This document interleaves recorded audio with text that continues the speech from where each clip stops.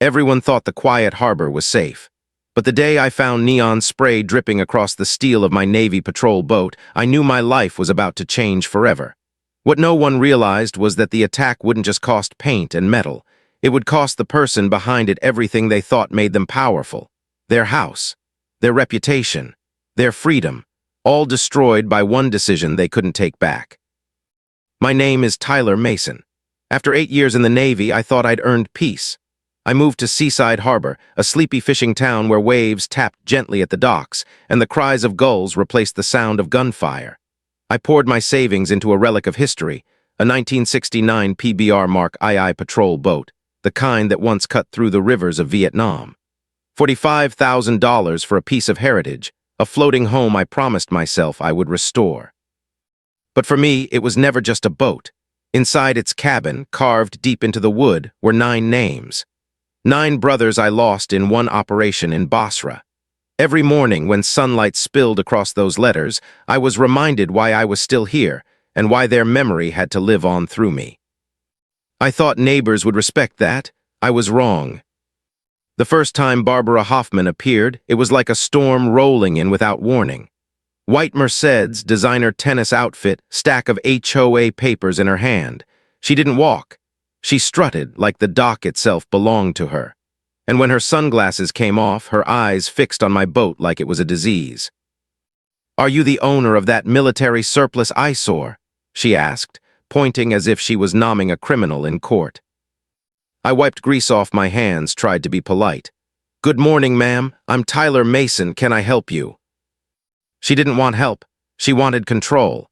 She waved her HOA paperwork like a royal decree, voice sharp enough to cut steel. "That vessel needs to be removed immediately. It's completely inappropriate for our waterfront community."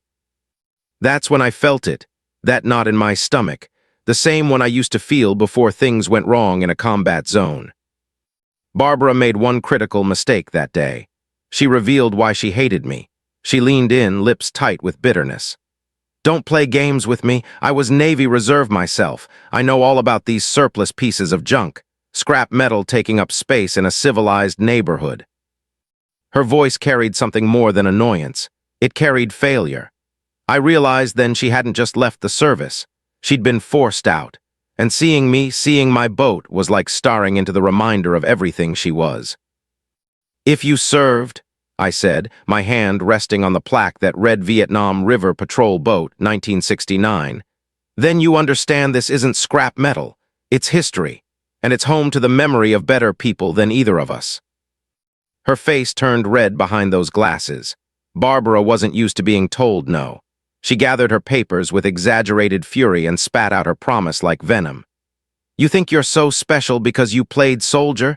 We'll see who really runs this community. I don't fail at anything, unlike some people." She marched back to her Mercedes, heels clacking on the dock. And before slamming the door shut, she gave me one last threat over her shoulder. "You'll regret not listening, Mr. Mason. I'll prove who really has power here." The car roared away, leaving only exhaust and silence. I stood there on my deck, staring at the names of my brothers etched into the wood. And under my breath, I muttered words I didn't yet realize would follow me through the war that was about to begin. "Don't mess with the uniform, or the property of someone who wore it." A week later, the letter arrived. Thick envelope, expensive letterhead. The kind of thing meant to intimidate before you even read a word. Inside, I found a cease and desist order demanding that I remove my unauthorized military vessel within 48 hours or face severe legal consequences. I almost laughed, but the knot in my chest told me not to, because what looked like legal firepower was really just one woman's obsession disguised as authority. Barbara Hoffman hadn't just declared war on my boat, she'd declared war on me. I'd seen real legal orders before. Court-martials, military tribunals, the kind of papers that carried the weight of lives. And this was smoke and mirrors. Still, I took it to a local attorney just in case. He read it once, smirked, and shook his head. "This thing's about as threatening as a wet napkin. HOA has no jurisdiction over public marina property. Your boat's registered. Your permits are valid. She's trying to bluff you." Bluff, that word rattled in my skull. Because in combat, a bluff is just the step before an ambush. I went straight to Officer Kevin Walsh at the police station. He was a former Marine, a man who knew the silent weight of service. Over burnt coffee, I laid the papers on the table. His jaw tightened as he skimmed them. "You need to be careful with Barbara," he warned. "Word is, she got kicked out of Navy Reserve for insubordination and anger issues. She's got money, connections, and she uses both like weapons. People in this town know better than to cross her." I nodded, but the truth was already settling like lead in my chest. This wasn't about rules. This was personal. Barbara wasn't fighting me because of an eyesore. She was fighting because I was a mirror of everything she failed to be. The harassment started small. Her Mercedes creeping by the marina, slowing just enough for me to feel her glare. Parking across the street for hours, camera in hand, snapping photos of my boat from every angle, like she was building a case or maybe just feeding her own hate.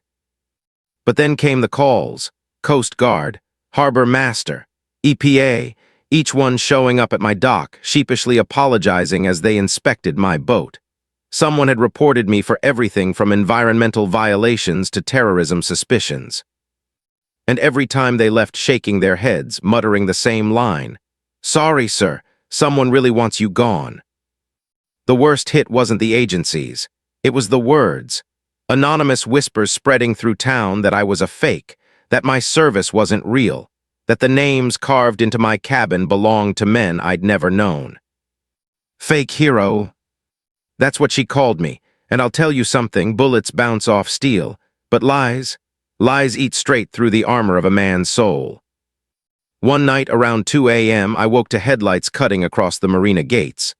Barbara's white Mercedes sat there like a predator, engine idling, no movement, just watching. I'd felt that before, the sensation of being marked, like in Iraq when the world goes still and you know a sniper's eye is searching for you through the scope. I checked my locks 3 times before I could even try to close my eyes again. Sleep didn't come. Only that knot in my gut twisting tighter, reminding me this wasn't paranoia, it was preparation. The next morning, my phone rang. Mrs. Campbell, an elderly neighbor who lived near the docks, whispered words that made my blood run cold. "Tyler, dear, I saw that woman at your boat last night. She had a bag with her. She was on your deck for 20 minutes. I heard her muttering something about teaching you a lesson you'd never forget." I stared at the names carved into my cabin wall, and for the first time since coming home, I felt like I was back in a war zone. Except this time, the enemy wasn't on foreign soil.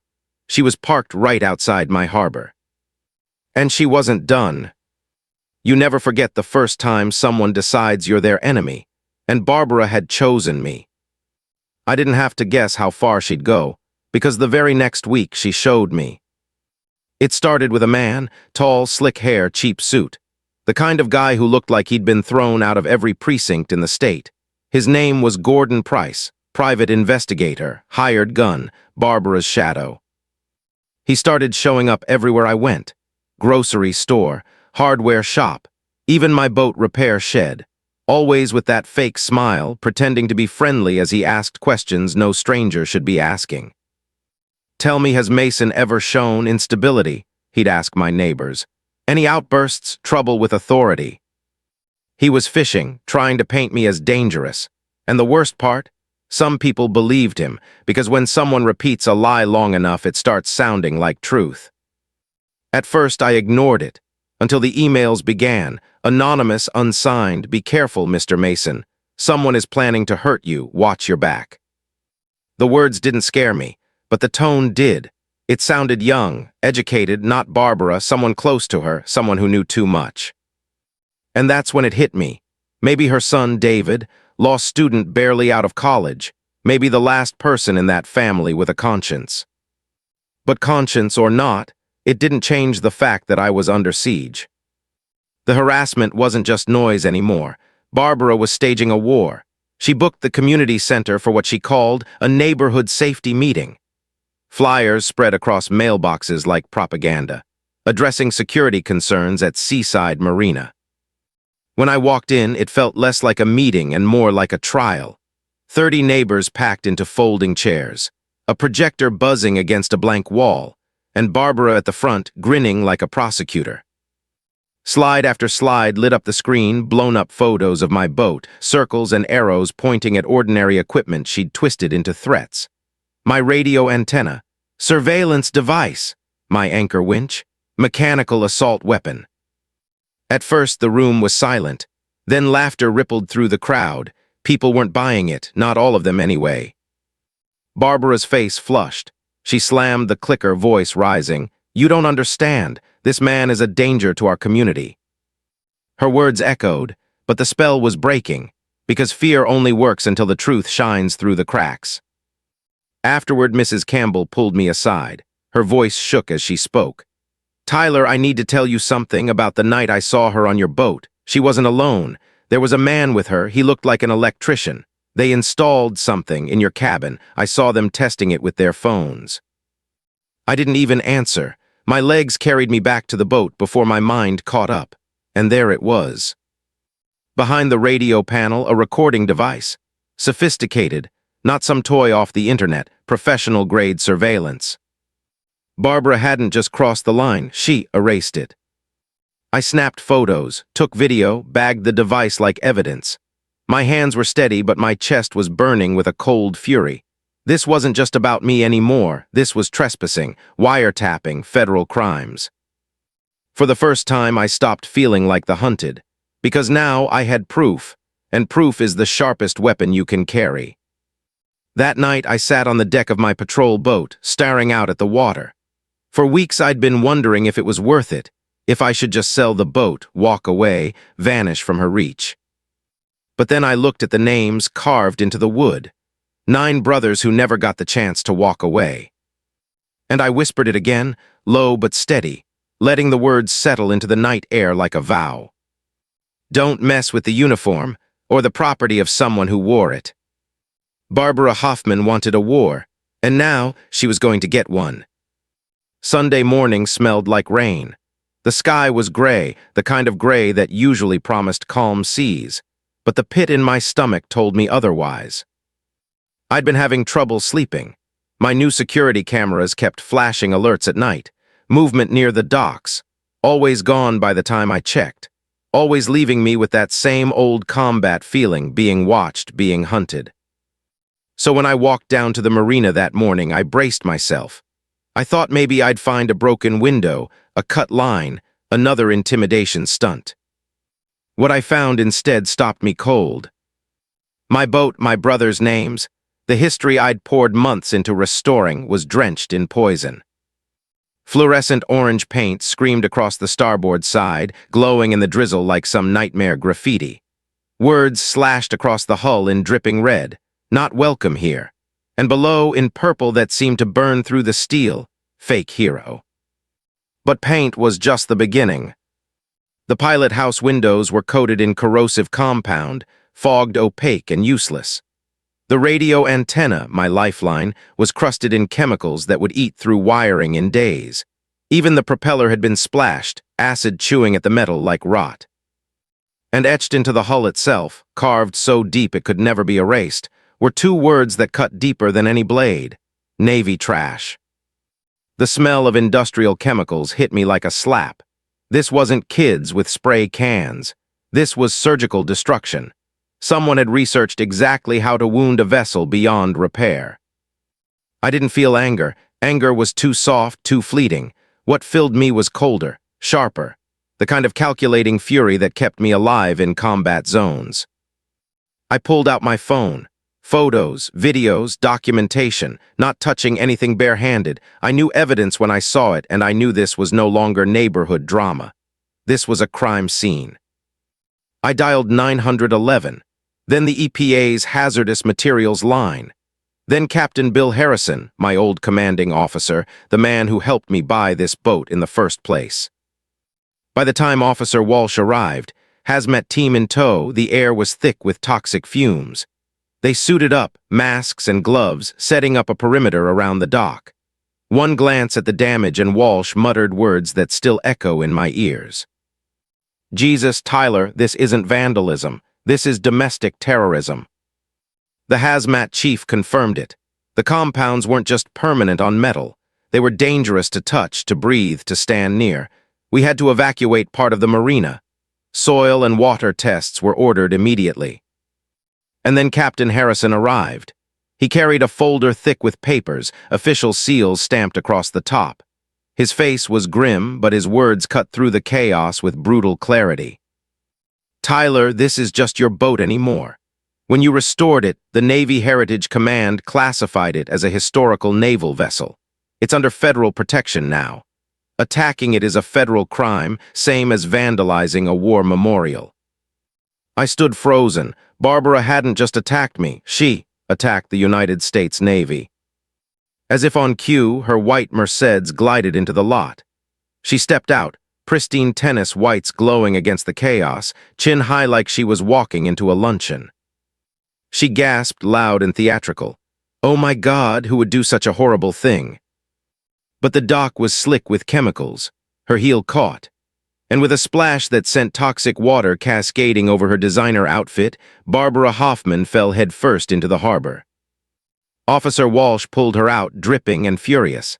And as she sputtered excuses, I spoke the words she couldn't outrun anymore.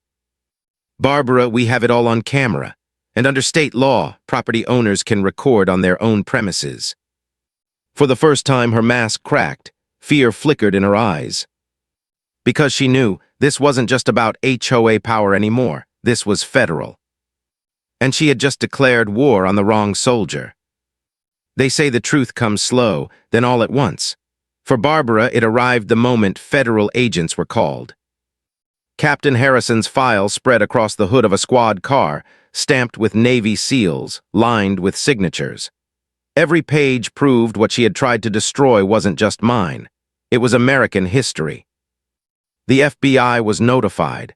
Naval Criminal Investigative Service. Even the EPA filed emergency orders. What started as paint and acid was now a federal case. Barbara didn't flinch. She doubled down. Her lawyer, some slick-haired shark from the city, strutted in front of cameras and called me a fraud. Claimed the whole thing was staged to manufacture sympathy and secure federal protection. Barbara herself took to social media, spitting venom into the void. Don't be fooled by his sob story. This man is manipulating the system. But the problem with lies is simple. They fall apart in the light. Because the light came from her own home. Her son, David, walked into the investigator's office with a laptop in his arms and guilt in his eyes. He handed it over without hesitation. Inside, a digital map of his mother's madness. Search histories on how to destroy boats with chemicals. Purchases of acid compounds no civilian should touch. Recordings of calls with Gordon Price where Barbara's voice sliced through the speakers, cold and vindictive. "I want that Navy boy's boat destroyed so completely he'll leave in shame," she sneered in one clip. David's voice trembled as he gave his statement. "My mother taught me to respect the law, to respect the military, but she's broken all of it.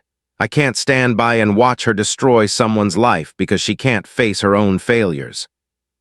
The agents in that room, hardened federal men and women who'd seen everything, blinked back tears. Because sometimes justice doesn't come from power, it comes from courage. Word spread fast. Veterans, groups lined the marina with flags and banners. The American Legion issued a statement calling Barbara's act an assault on memory itself.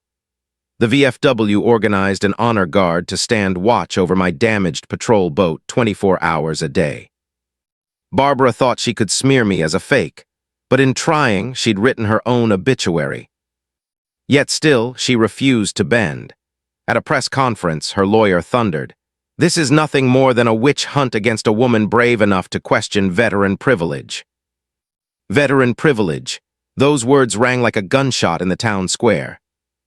Because no one saw privilege in the names carved into my cabin wall. They saw sacrifice, blood, loss, the kind that never heals. I stood on the dock one night as the honor guard saluted, their shadows stretching across the water. For the first time since the attack, I felt something stronger than fear. I felt resolve.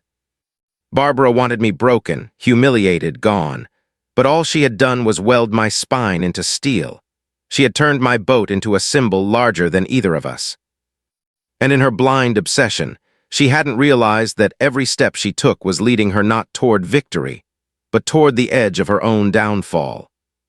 When federal investigators dig, they don't stop at the surface, and Barbara's life was about to be unearthed piece by piece. Agent Lisa Grant led the charge. Sharp eyes, steady voice, the kind of federal presence that doesn't ask twice. She stood in my cabin, snapping photos of the etched words Navy trash, her jaw tightening with every click.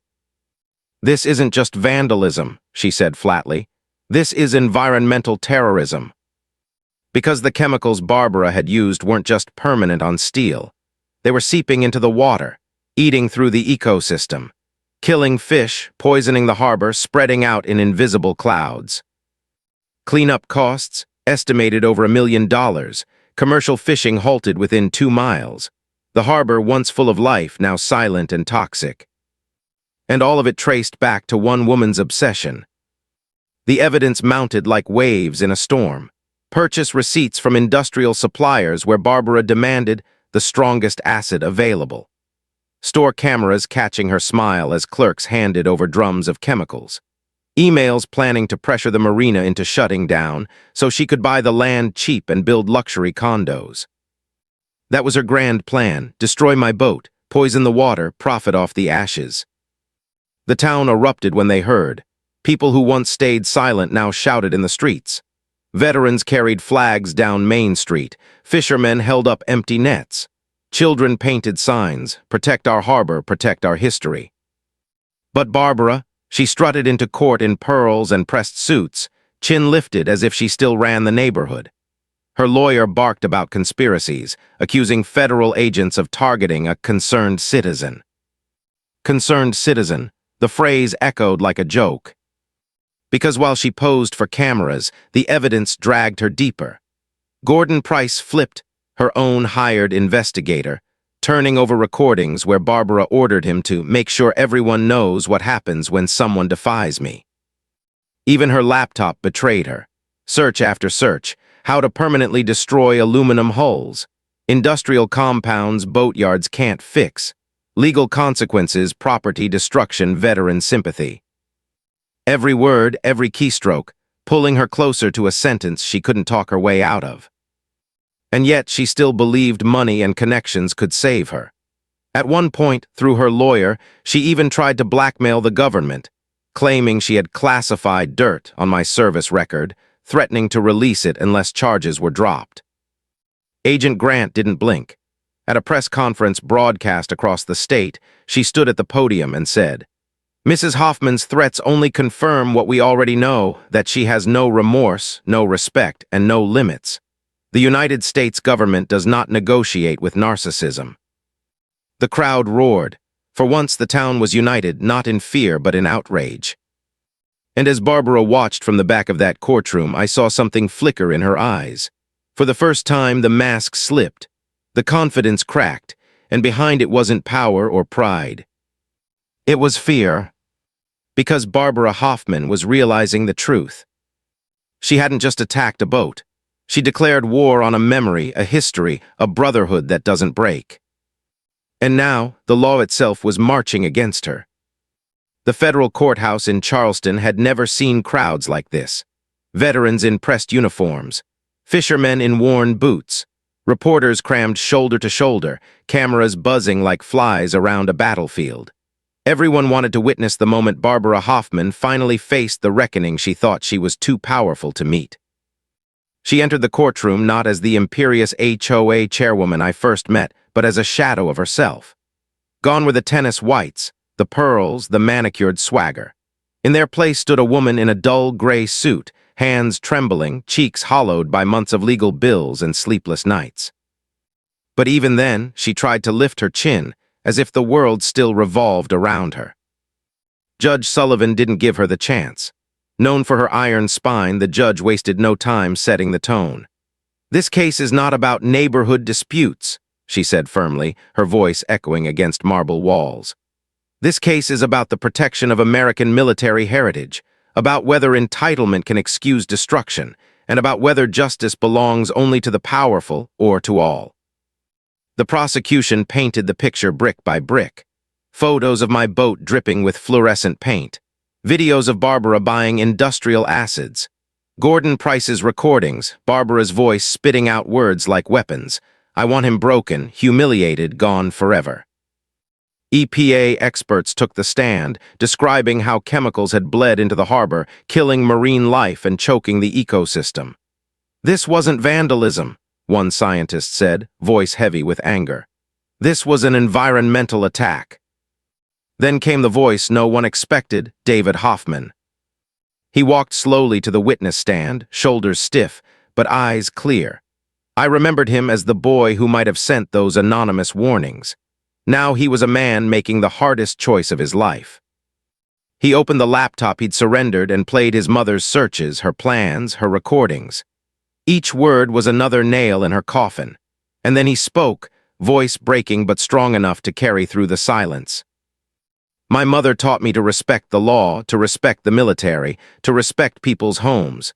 But she forgot her own lessons. She saw a veteran who achieved what she couldn't. And instead of accepting her failures, she tried to destroy him. I can't stand by and watch her do that. Not to him, not to our community.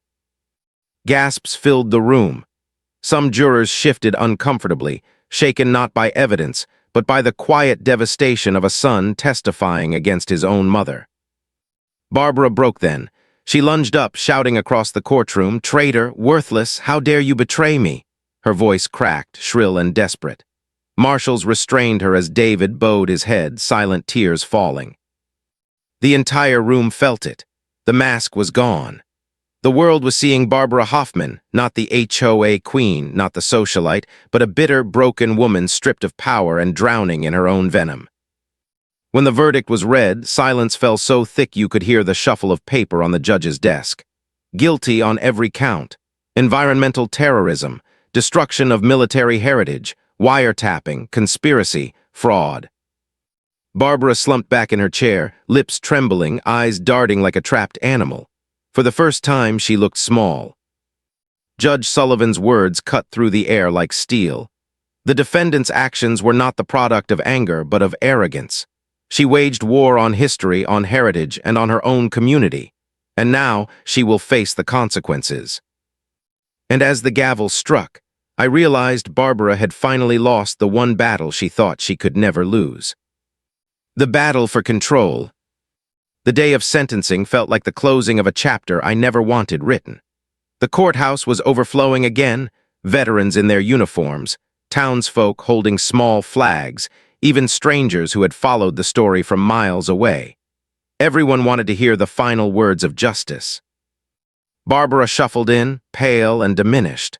The woman who once strutted across docks with HOA papers like royal decrees now moved like someone carrying chains only she could feel. She didn't look at me. She didn't look at David, maybe because she knew there was nothing left to say.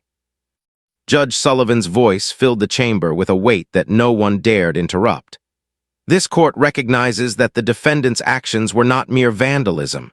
They were an attack on American military heritage, on the memory of all who served, on the very principles of respect and sacrifice that hold communities together.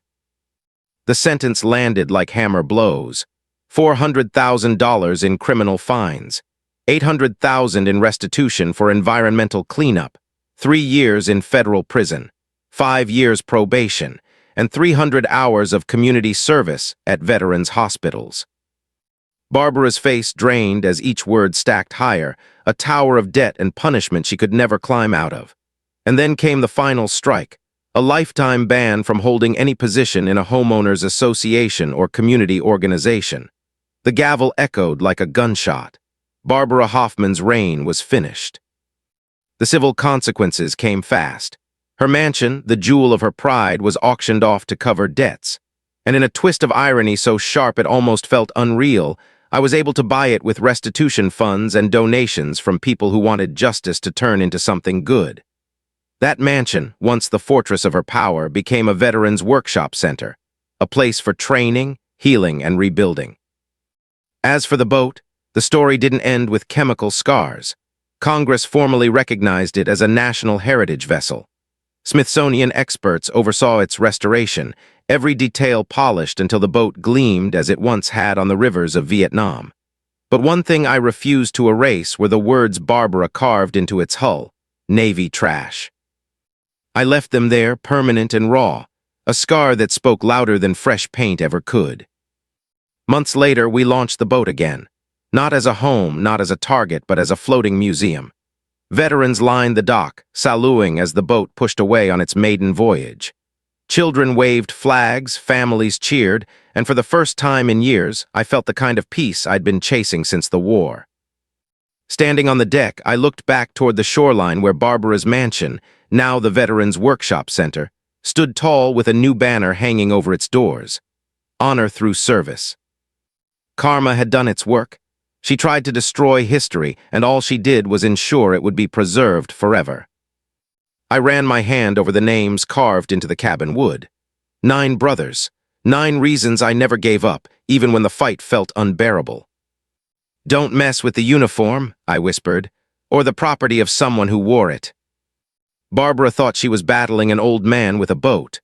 But in the end, she was fighting something far bigger: memory, sacrifice, honor. And when you wage war against those things, you don't just lose. You lose everything. The patrol boat gleamed in the sun, its wake spreading across calm waters, while Barbara Hoffman faded into the darkness of her own making. And I knew deep down that my brothers were watching, smiling, knowing that even in peace, justice had finally saluted them back. You've heard this confession, now wait until you hear the next one, the truth that shatters everything you thought you knew.